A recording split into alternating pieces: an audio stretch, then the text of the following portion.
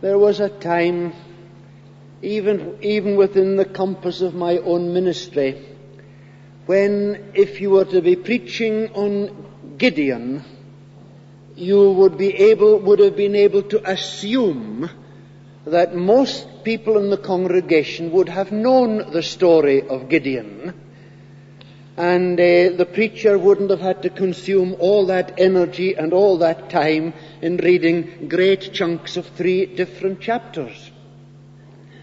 But nowadays I fear even among Christians that these marvelous stories of the Old Testament are not known, and therefore we've had to take the time to read not all the story by any means. We missed out some of the exciting bits, but there is the story, and that is the story that is taken up by the Spirit of God and the writer of the letter to the Hebrews in chapter 11 at verse 32, where he says, "What more shall I say? For time would fail me to tell of Gideon, Barak, Samson, Jephthah, David, Samuel, and the prophets." And then there's a dash, and he goes on to speak in general terms about the men and women of faith. And when we come to that 32nd verse of Hebrews chapter 11, the writer is very aware of the fact that he cannot possibly go right through the Old Testament, adding endlessly to the list of the heroes and the heroines of the faith. And that is why he just makes some brief mention of some of them.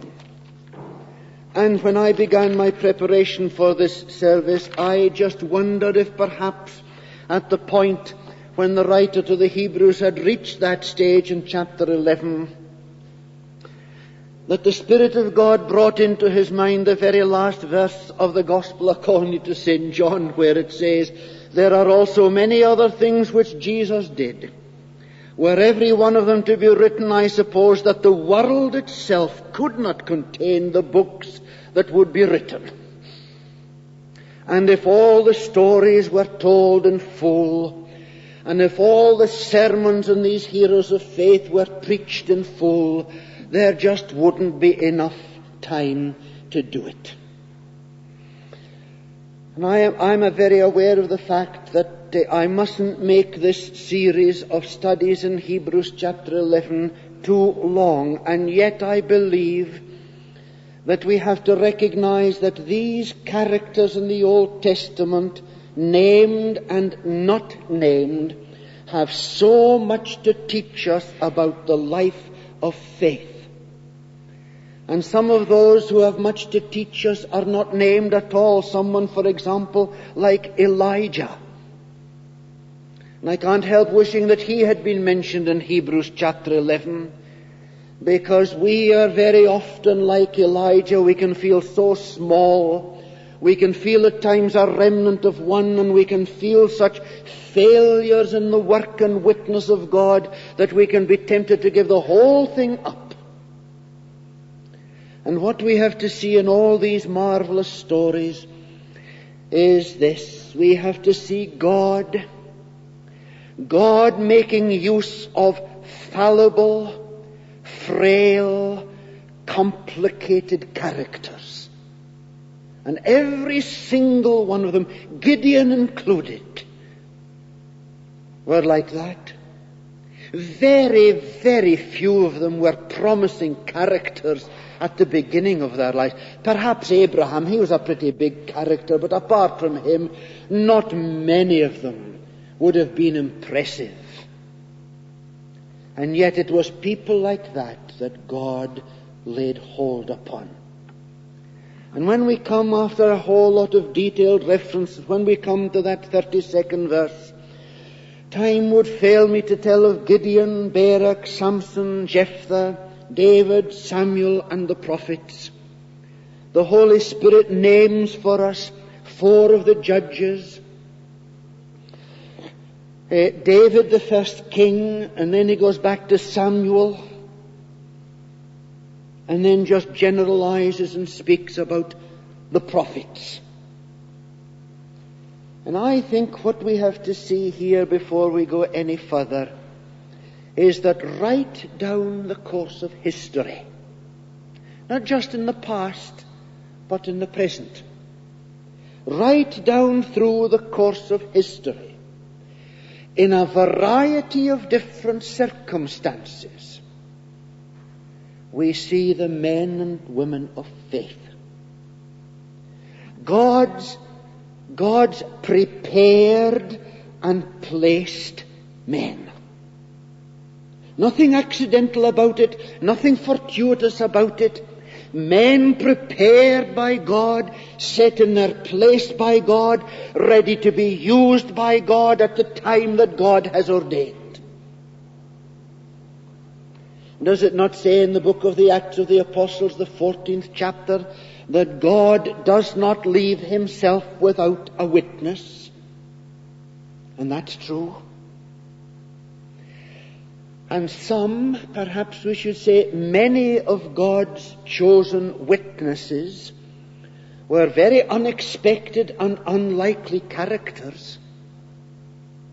Even some of them who turned out to be mighty men were at the beginning very, very unexpected. And I'm thinking particularly here in the New Testament of Saul of Tarsus, the university scholar, the religious scholar, the philosopher. The man who was totally obsessed with an antichrist spirit. A man who put the fear of death into the whole of the early apostolic church, to such an extent that when eventually he was converted, the church, the apostolic church, could only with great difficulty be persuaded to accept him. Who would ever have thought that Saul of Tarsus, that frightening persecutor of Christ, would become one of the greatest of the apostles? Now, the thing about all these men was their faith. That's the emphasis in Hebrews chapter 11. It wasn't their personality. It wasn't their intellect. It wasn't their capacities and their gifts and all that kind of thing. It wasn't their background or their pedigree. These things are largely irrelevant. It was their faith. As we said last Sunday evening, it was faith in the God who was there. And still he is nigh, his presence we have. And when we are called to have faith, we are called to have faith on the God who is here. Mind you, if he's not here, we might as well all go home. This is a totally futile exercise if God is not here. And faith would become fiction. Faith is faith in the God who is there, the God who is working, the God who is carrying his purposes forward. Oh, let me quote the line again. God ruleth on high, almighty to save, and still he is nigh, his presence we have. Oh, my dear people, think of it like this. When you're really up against it in the course of your daily life, you're not asked to have faith in a God who is far away. You are asked to have faith in the God who is nearer to you than you can possibly measure or imagine. Oh, you say, preacher, that makes faith a bit easier. Of course it does. And it makes unbelief rather stupid.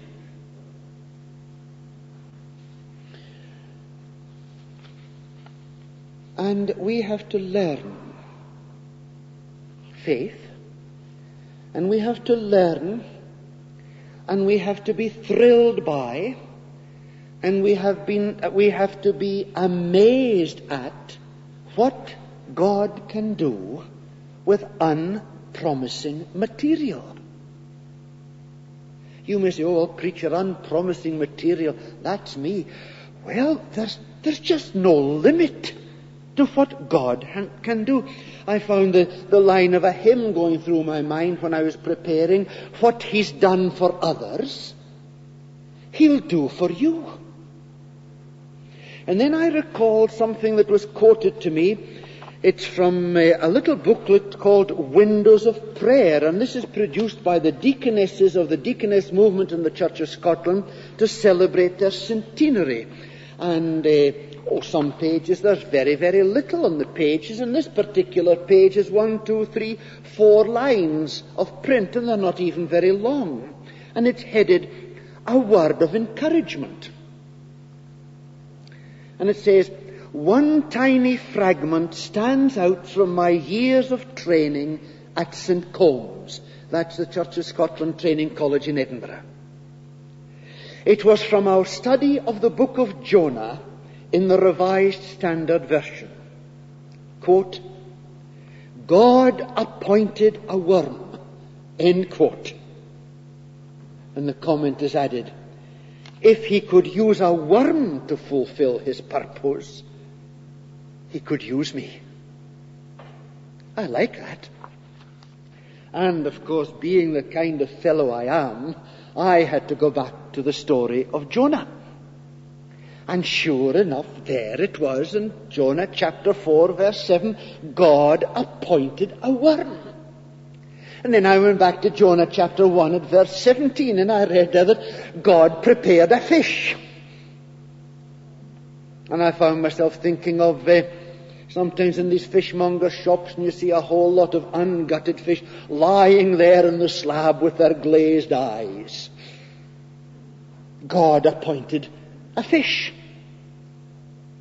And in chapter 4, verse 6 of Jonah, God prepared or appointed a plant. God appointed a worm. And God appointed Gideon.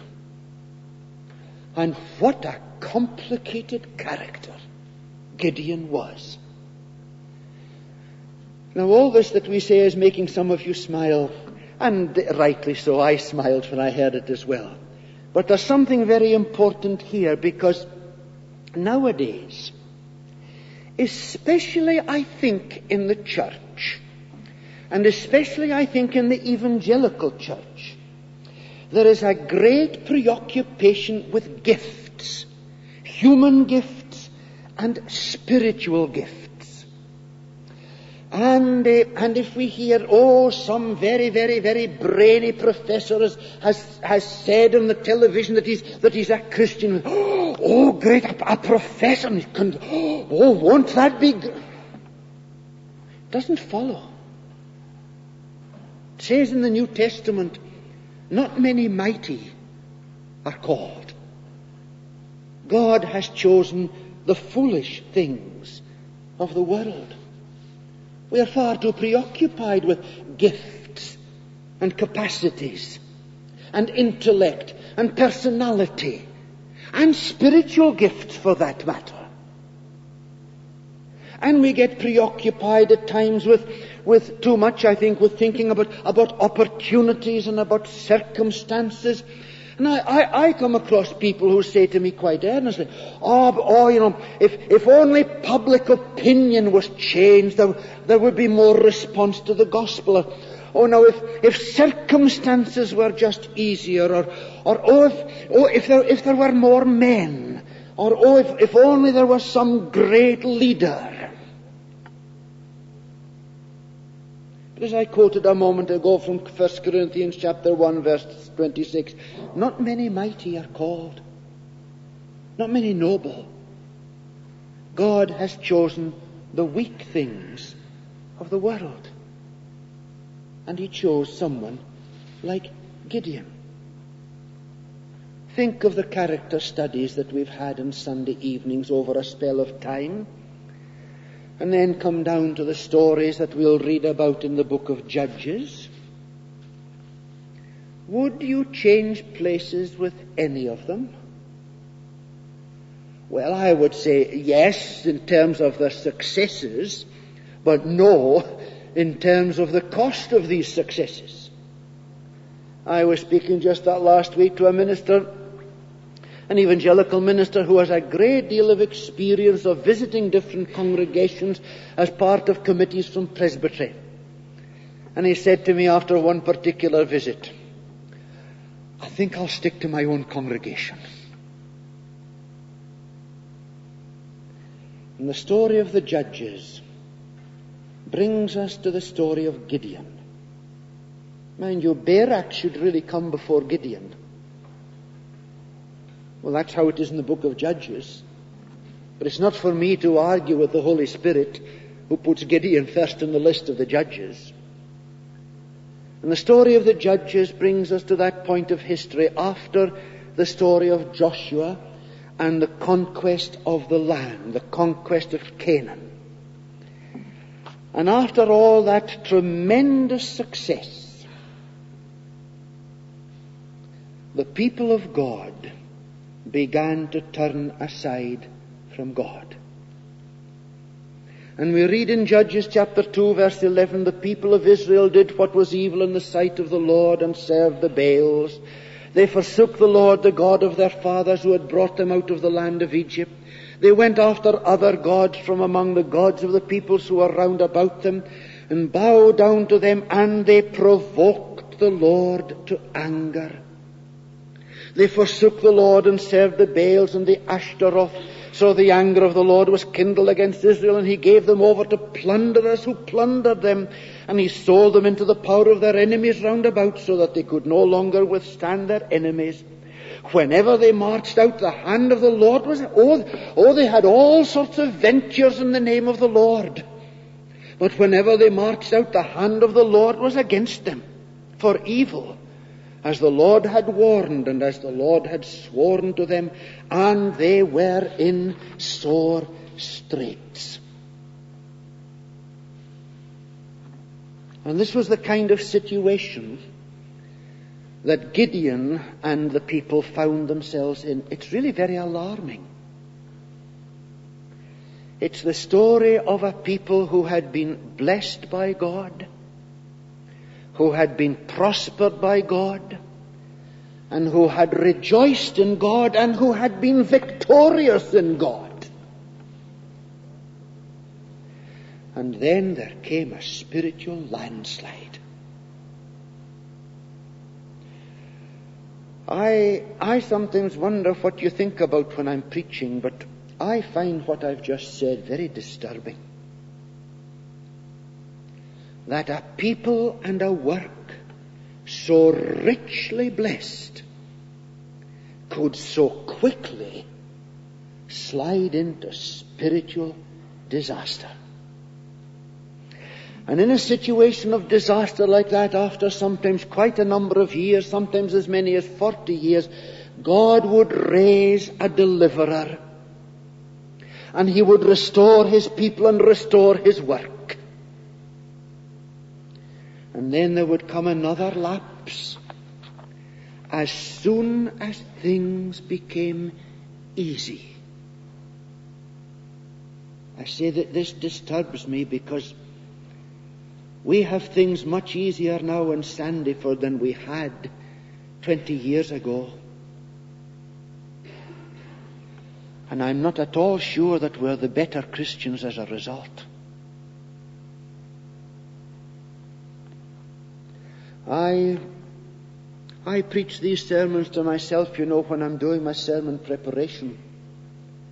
And I went back to the long Psalm 119, and I read there in verse 67, "Before I was afflicted, I went astray, but now I keep thy word." And in verse 71, "It is good for me that I was afflicted, that I might learn thy statutes." And it was when the people of God were having things easy because of the mercy of God and because of the ministry of the judges who brought them out of the morass of their failure and re-established them. And things were easy, and they slid. And this brings us to Gideon. In the story in the book of Judges, chapter 6, 7, and 8. And I suppose in general terms it's the story of a weak man who was made strong. You read these chapters for yourself sometime during this week. Chapters 6, 7, and 8. And consider Gideon. Consider the kind of things that he said. Remember, the story begins with Gideon hiding in a cave to thrash the grain. Scared to do it out in the open in case somebody saw him and the spies would report and the Midianites would come. And then when the angel of the Lord appeared to him, there was an outburst of complaint. It's all God's fault. Oh, we've heard all this about the God of Abraham praised and all that kind of thing, but where is he? What's he doing for us nowadays? Wasn't a very nice man, was Gideon. And his spiritual life wasn't in very good condition. And the story of Gideon is the story of a weak man made strong. A weak man made strong and used by God for the salvation of the nation. Oh, yes, you say it's a great story. Yes. Put it like this. There was a work of God established.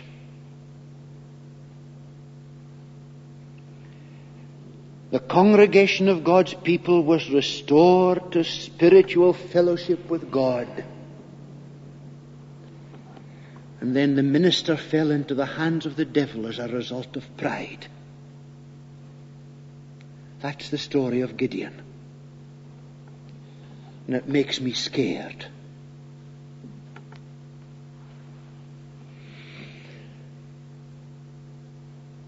I took the trouble to look back the congregational record away back to August 1980, and I was reading there the daily reading note on Gideon. I commend it to you. The whole story is the story of how an unpromising man became a man of faith. And in the hand of God he did mighty work, whereby the whole nation, the whole people of God, the whole church of God was restored to spiritual vitality. And then, because this man, who was, apart from the grace of God, a weak man and a weak personality, and because the man became self-centered and proud, he undermined, spiritually speaking, the very work that he had built. But I must confess to you that that's not the emphasis in the 11th chapter of Hebrews. The emphasis there is on the faith of Gideon. And the story as we read it through is obviously the story of how a man was weaned and encouraged and disciplined away from weak self-confidence to trust in God. But if you look with me briefly, and our time is flying past at some of the verses, you'll see the highlights of the story. In chapter 6 at verse 12, it says, the angel of the Lord appeared to him. The whole story begins not with Gideon wanting to be a man of God, but with God choosing Gideon. You've heard me say before that when I was a youngster, I didn't want to be a minister. It wasn't my choice. And God chose Gideon. But if you look at the previous verse, verse 11, the angel of the Lord came and sat under the oak at Ophrah, which belonged to Joash the Abiezrite, as his son Gideon was beating out wheat in the winepress to hide it from the mid. You see, everything was, the whole nation was demoralized. We don't really understand this in our country because it's so long since our country was overrun. But you ask the people who live in the continent of Europe what it was like when the whole place was overrun by the Germans.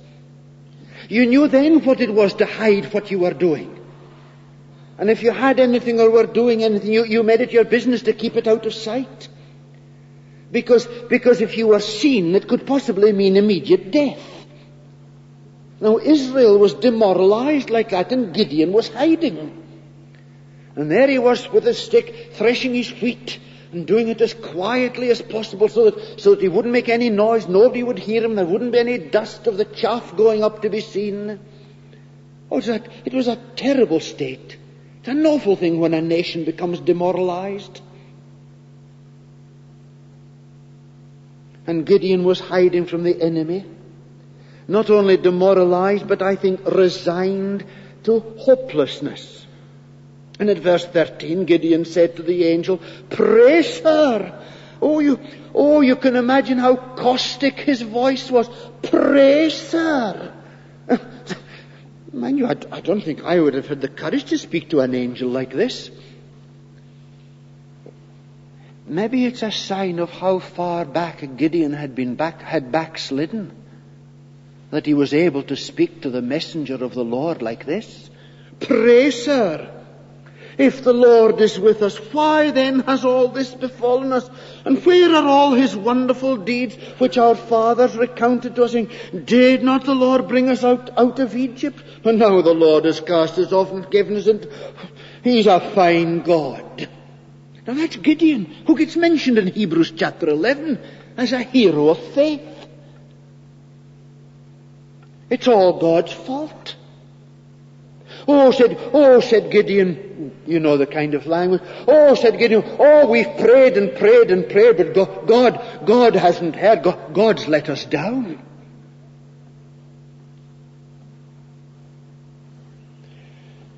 And then we come to verses 14 to 16 of that chapter, which is the story of Gideon's commission. And Gideon's reply, but Lord, you've got it wrong. I'm just a poor thing, Lord." And the Lord might well have said, "I know that, chum. You don't need to tell me." But you know, when people say, I'm just a poor thing, they get very cross if you agree with them. And psychologically, that's the best thing to do. Because they don't really mean it. When they say, "I'm a poor thing," they want, no, you mustn't say that about yourself. But I think the angel of the Lord agreed with Gideon. I'm just a poor thing. And then verse 17, Gideon said, now Lord, if I found favor, if all this is real, if you're not pulling my leg, are you, Lord? If all this is real, show me a sign that it's really you that's speaking with me. In his weakness of faith, he asked for a sign, and he got it. God, what a God we have. God came down to Gideon's level. We call it a children's hymn. It's nothing of the sort. That begins, where is it? Great God, and wilt thou condescend to be my Father? Oh yes, says God, I'll come right down beside you. And that's what he did with Gideon, and Gideon got the sign. We didn't read about it, but he got the sign. But then if you look down to verse 22, then Gideon perceived that he was the angel of the Lord, and Gideon said, Alas, O Lord God, for now I have seen the angel. I've seen God, I'm going to die. Do you see what was happening? In weakness of faith, he asked for a sign, and God condescended and came down to his level and gave him a sign, and after the sign, his faith was still as weak as ever. And then God began to lead Gideon forward into faith. And at verse 25, that night the Lord said to Gideon, Go and destroy your father's favorite idolatrous shrine. And Gideon might well have said, "Oh, I'm scared of my father." Gideon could say, Lord, if I do this to his altar and his Asherah and all that claptrap of idolatry, he'll be furious. And then Gideon swallowed hard because he realized that God was in earnest. That night the Lord said, "Down you go." Do you see what is being said in verses 25 and 26? Gideon, you're going to do great things for the nation in my hand. Now I want you to go and start the Reformation at home. And at home, get rid of the things at home that are coming between you and God. Now I've written down in my notes here, did Gideon's parents realize that they were standing in the way of their son's usefulness to God? Isn't that an awful thought? Fathers and mothers here tonight, are we standing in the way of the usefulness of our children in God's service? And are we that kind of hindrance because there are things in our personal lives and in our home life and in our workaday life that shouldn't be there because they're an offense to God?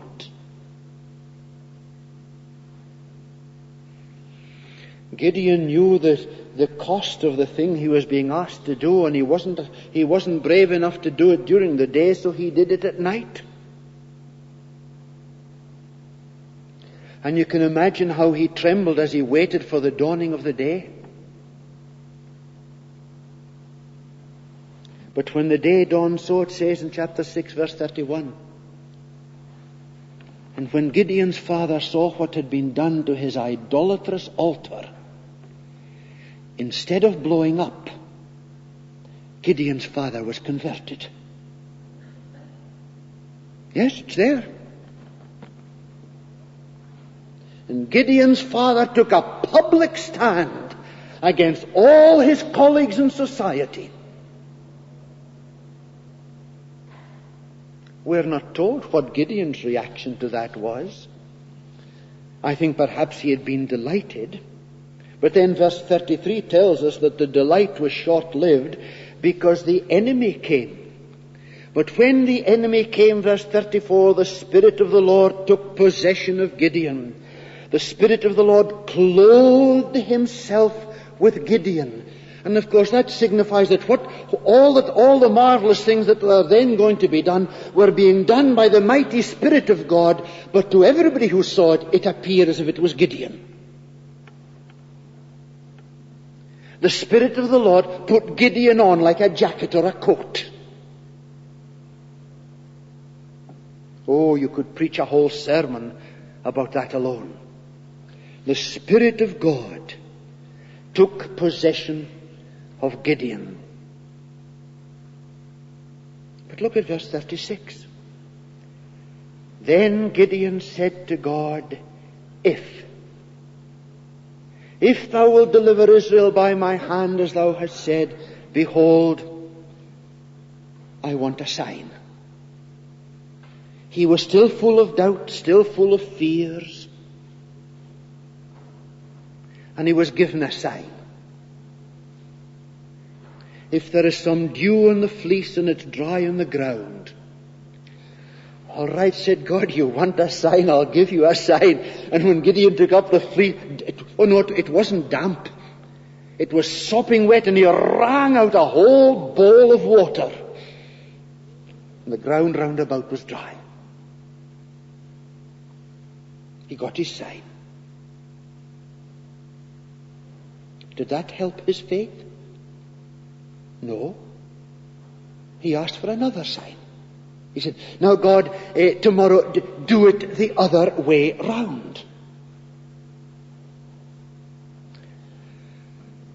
Gideon said, "Don't be angry, God.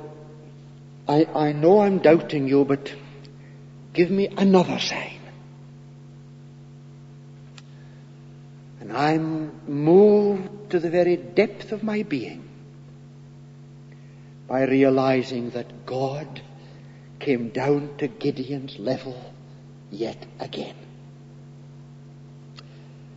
And in my heart of hearts there is a voice saying, "Aye, George Philip, how often over the years has God come down to your level?" And He has. To quench my doubts and my fears, and to reassure me again and again. But I wish, oh how I wish, that I had risen more nobly in faith to trust a God like this, rather than always to have to be reassured and reassured. But you know, when we go on into chapter 7, and we must draw to a close, and we will, the story makes it evident that Gideon was still far too man-centered. That's the terrible snare, you know. We all want to be thought well of by people. We all want to be successful in the eyes of people.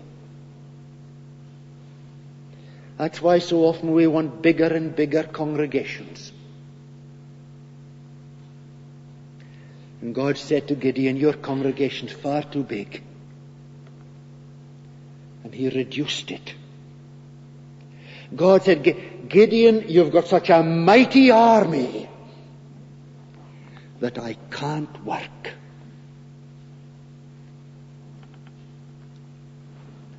I mentioned in the scripture reading, chapter 7, verse 2, the Lord said to Gideon, "The people with you are too many for me to give the Midianites into their hand, lest Israel vaunt themselves against me, saying, my own hand has delivered me." And we're told, I think, if you look at verse 3 carefully and do your sums, you will see that Gideon had an army of some 32,000. And then in chapter 8 at verse 10, if you do your sums there or look at that there, you will see that the Midianites had an army of 135,000. Well, that's the odds of 5-1 against Gideon. But you know, odds like that are reasonable still for a nation, especially a Jewish nation that is fighting for its survival and with their God to help them.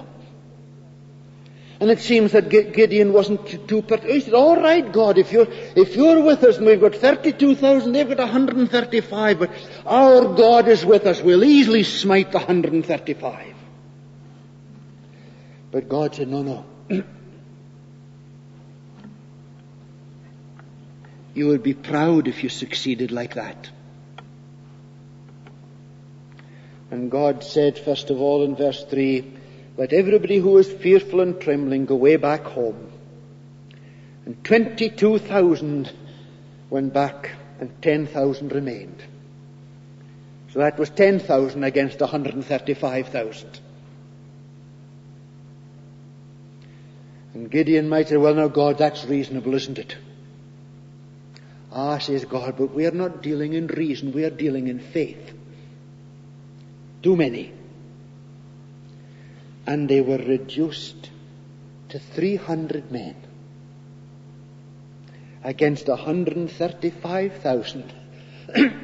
That's an odds of 450-1 against Israel. And Gideon stood his ground. And look down to chapter 7 at verse 9.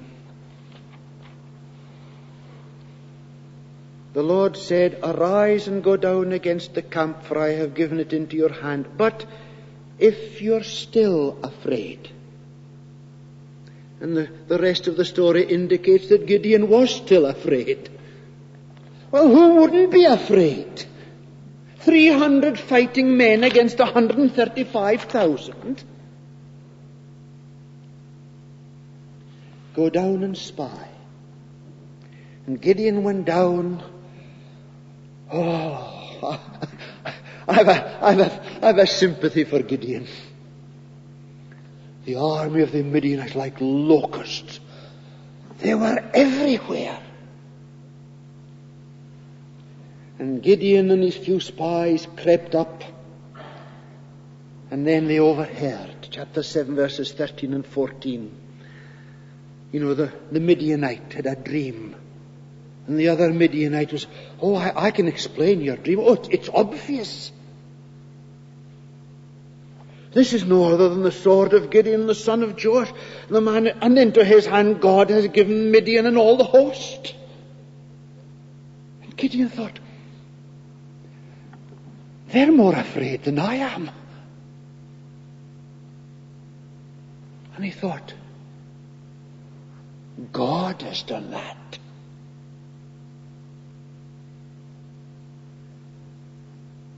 And I could have imagined God saying, well, Gideon, you didn't think I would make a mess of planning this whole thing, did you?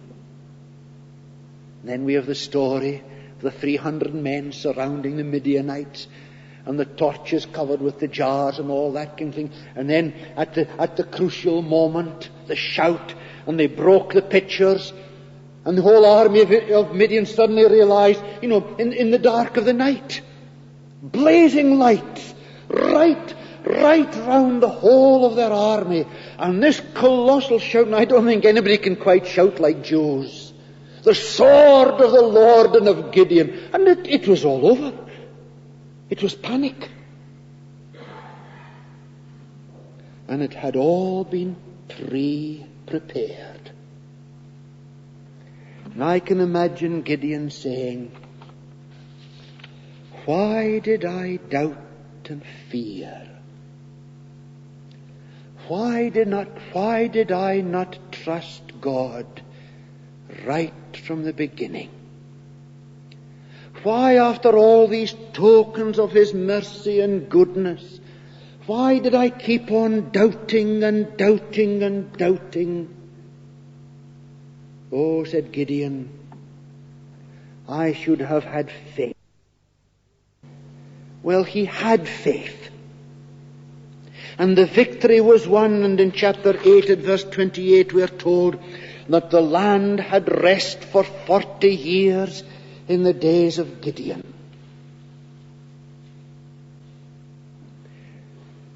And that's the story of what God can do with such poor material. I'm back to the deaconess booklet, and God prepared a worm.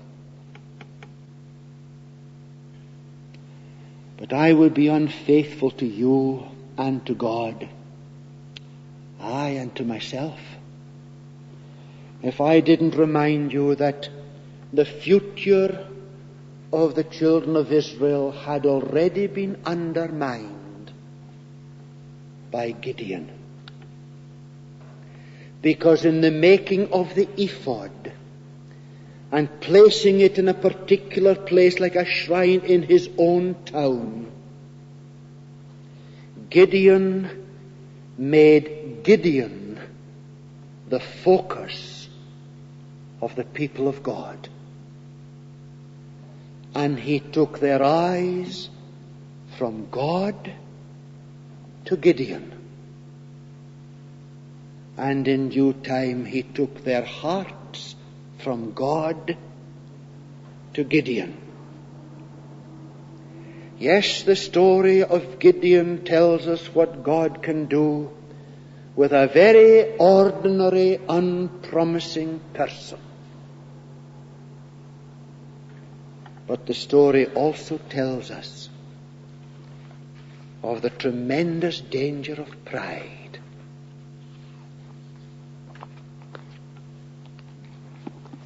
And if you ever get too concerned about your minister, or too much taken up with him, or too much taken up with the name of Sandyford and all that it stands for, then you and I will have betrayed our trust.